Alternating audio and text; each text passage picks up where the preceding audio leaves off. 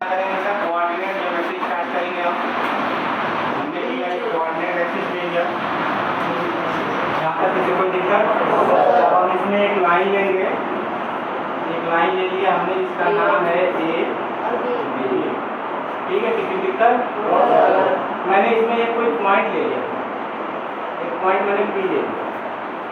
ठीक है, अब मैं क्या करूँगा, इन पॉइंटों से इसका कोऑर्डिनेट मान लो, ये कोऑर्डिनेट हो जाएगा x1, y1 और ये कोऑर्डिनेट हो जाएगा x2, y2 और इसका कोऑर्डिनेट मान लेना x, y। ठीक है, और जैसे ये पॉइंट को काटा है, ये जो रेशियो है इसको हमें m1 और m2, ठीक है, m1 और m2। यहाँ तक किसी को दिक्कत?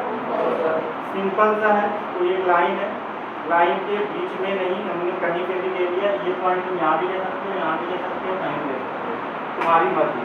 m1 m2 हमारे पास अननोन जाता है। ठीक है, ये भी पॉइंट पता नहीं बीचों बीच है क्या है, तो बीचों बीच हो जाएगा तो मिड पॉइंट फार्मूला हो जाएगा, वो उसके बाद में कराएंगे।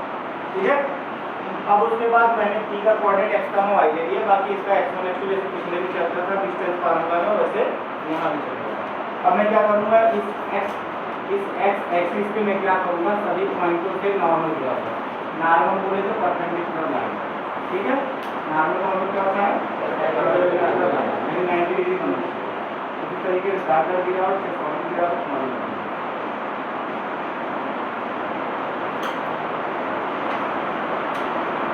यहाँ तक किसी कोई दिक्कत?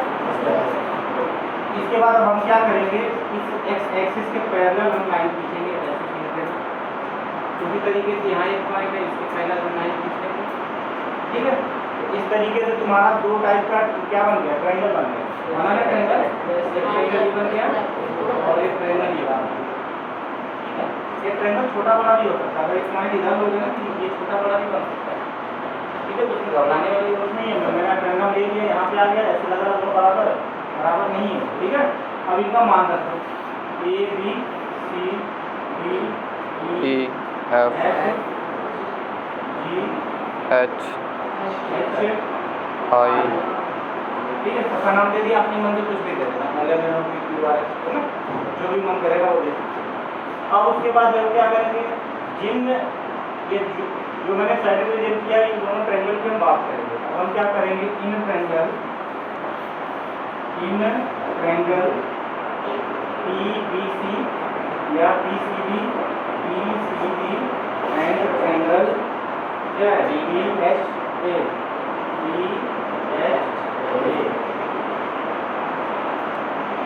ठीक है, तो ये दोनों ट्रायंगल देखो क्या है, जब ये नॉर्मल में गिरा तो ये भी 90 डिग्री होगा, ये भी 90 डिग्री है।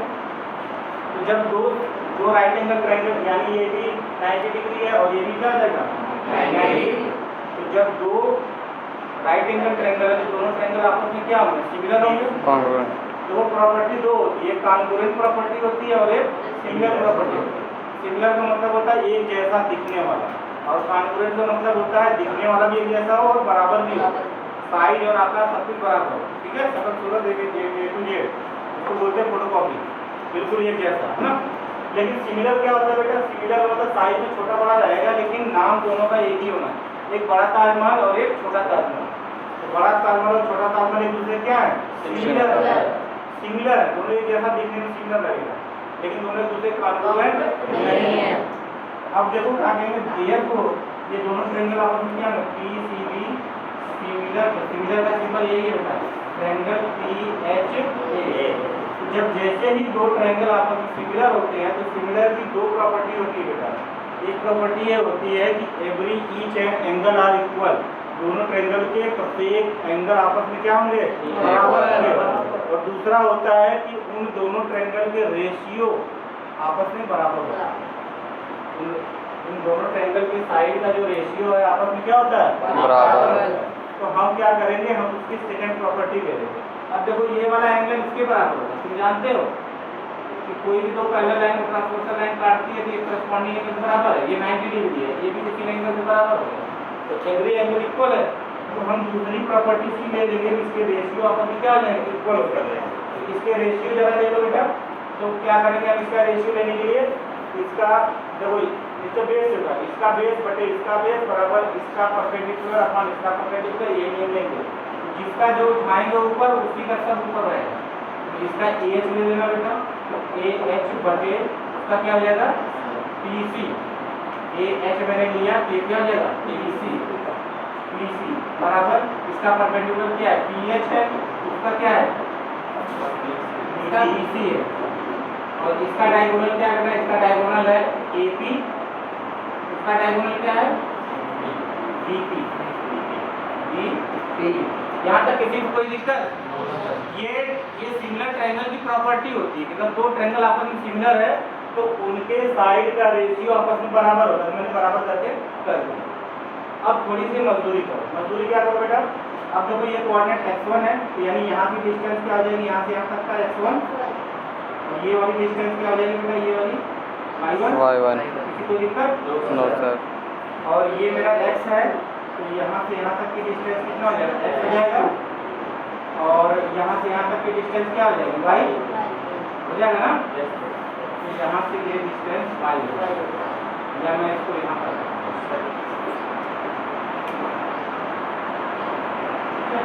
यानी यहाँ से जो डिस्टेंस y हो जाएगा बेटा, ठीक है। और देखो ये हमारा x2 है, तो यानी यहाँ की डिस्टेंस, यहाँ से यहाँ तक की डिस्टेंस क्या हो जाएगा, x2 होगा कि नहीं होगा। और ये वाली डिस्टेंस टोटल क्या हो जाएगी, ये हमारा y2। कोई दिक्कत? और यहाँ तक वाली डिस्टेंस क्या हो जाएगी बेटा, ये मेरा y1। कोई दिक्कत? सब समझ में आ गया? Yes sir. ये y1 है, ये y है, और ये y2 है। ये x1 है, ये x है, और ये x2 है। अब क्या करना है देखो ध्यान से, अब हमको इनका वैल्यू निकालना पड़ेगा। अब हमें एच निकालना है। टोटल दूरी कितना बेटा, टोटल x है, तो इस टोटल में से अगर ये मैं माइनस करूंगा तो एक बचेगा, टोटल x में से क्या माइनस करूंगा, ये डिस्टेंस हो जाएगी x माइनस x1। किसी को दिक्कत? No sir. अब जरा देखो, उसी तरीके से ये वाला डिस्टेंस निकालो। ये टोटल मेरा कितना है, x2 है, तो इस x2 में से मैं इतना माइनस करूंगा। इतना क्या है बेटा, x है, इस टोटल x2 में से मैं x को माइनस कर दूंगा, ये मेरा हो जाएगा x2 माइनस x। ऐसी कोई दिक्कत? बेटा यहाँ है ना, मैं ये निकाल रहा हूँ, ये तो मेरा x ही है ना, और यहाँ में से मैंने ये निकाला था, x1 निकाला था, ठीक है, समझ में आ गया। अब उसी तरीके से इसका परपेंडिकुलर निकालो। अब देखो परपेंडिकुलर क्या, इतना दूरी क्या है बेटा, y, तो y में से ये निकालोगे तो यही तो आएगा, यानी कहने का मतलब है ये डिस्टेंस मेरा आ जाएगा, ये डिस्टेंस मेरा आ जाएगा, क्या आएगा बेटा, y में से मैं ये क्या निकालूंगा, सॉरी ये कितना है, y में से क्या निकालूंगा, y माइनस 1। अब उसी तरीके से इसका निकाल लो, टोटल कितना है, y2 में से क्या निकाल दूंगा, y2 में से मैं ये y निकाल दूंगा, y2 माइनस y, ये यहाँ तक है ना। किसी कोई दिक्कत? अब फिगर से जरा वैल्यू देख के बताओ, फटाफट वैल्यू देख के बताओ। एच का वैल्यू बताओ कितना है, ये x माइनस x1 बटे पीसी का वैल्यू कितना है, x2 माइनस x बराबर पीएच का वैल्यू बताओ, y माइनस y1, और बीसी का वैल्यू बताओ, सर y माइनस y है, y माइनस y पीएच का y माइनस y है, इसी का बोलो पर y2 minus y, y minus y1, y minus y1, ठीक है, सही है। सर बीसी के बाद माइनस का वो है ना y2 माइनस y है, पीएच का क्या लिखे हो, सर सही है, पीएच का सही है, y2 होगा y2 माइनस y, ठीक है। अब याद रखो, अब एपी का वैल्यू क्या है, m1 शाबाश, और बीसी का वैल्यू क्या है, ठीक है। यहाँ तक किसी कोई दिक्कत? अब देखो मैं क्या करूँगा, रेशियो को ले लूँगा, एक बार मैं इसको इसके साथ ले लूँगा, एक बार इसको इसके साथ। ध्यान से देखो, तो लिखूँगा therefore x minus x1 upon x2 minus f is equal to m1 upon m2। Cross multiply कर दो बेटा, क्रॉस मल्टीप्लाई करेंगे, मल्टीप्लाई लगाएंगे तो ये हो जाएगा m2 x minus x1 x1 बराबर m1 x2 minus m1 x। ठीक है बेटा। अब जरा देखो x वाले को x वाला दो, देखो यहाँ भी x है, यहाँ भी x है, ठीक है। तो यहाँ से क्या कर दो, x कॉमन ले लो, ये मेरा x यहाँ से कॉमन हो जाएगा, ये हो जाएगा गड़बड़ हो रहा है क्या, m2 x समान है, ये x1 ठीक है ना। समझ आ रहा है। अब उसके बाद देखो x वाले के तरफ यहाँ भी x है, इसको लेके आओ इधर, ये माइनस जाएगा क्या हो जाएगा, ये हो जाएगा m1 x और पहले से यहाँ पे m2 x बैठा हुआ है, और इसको लेके जाओ उधर, तो m1 x2 पहले से बेटा, ये उधर जाके प्लस m2 x1 है, यहाँ से x कॉमन ले लो, m1 प्लस m2 हो जाएगा बराबर है मेरा m1 x2 plus m2 x1। अब यहाँ से ये यहाँ मल्टीप्लाई है, उधर जाके क्या हो जाएगा, डिवाइड डिवाइड हो जाएगा। x इज इक्वल टू जाएगा m1 x2 plus m2 x1, मान क्या हो जाएगा m1 प्लस m2, ये मेरा x का वैल्यू निकल गया, ठीक है। सिमिलरली हम क्या करेंगे इसी तरीके से, तो y वाले को m1 x2 बराबर कर लेंगे, ये मेरा हो जाएगा y माइनस y1 बटे y2 माइनस y बराबर हो जाएगा m1 अपॉन m2। सेम वही काम यहाँ पे कर लो बेटा, तो जब काम करोगे मल्टीप्लाई होगा तो ये हो जाएगा m2y minus m2y1 is equal to m1y2 minus m1y। जैसे इसको सॉल्व करोगे तो ये भी तुम्हारा आ जाएगा बेटा, y बराबर हो जाएगा m2y1 प्लस m1y2 बटे हो जाएगा m1 प्लस m2, ठीक है ना। मैंने ये लाइन स्टार्ट कर दी, समझ में आया? इन्हीं दोनों को क्या बोलते हैं बेटा, सेक्शन फॉर्मूला। समझ में आया? इससे कोई दिक्कत कर लोगे?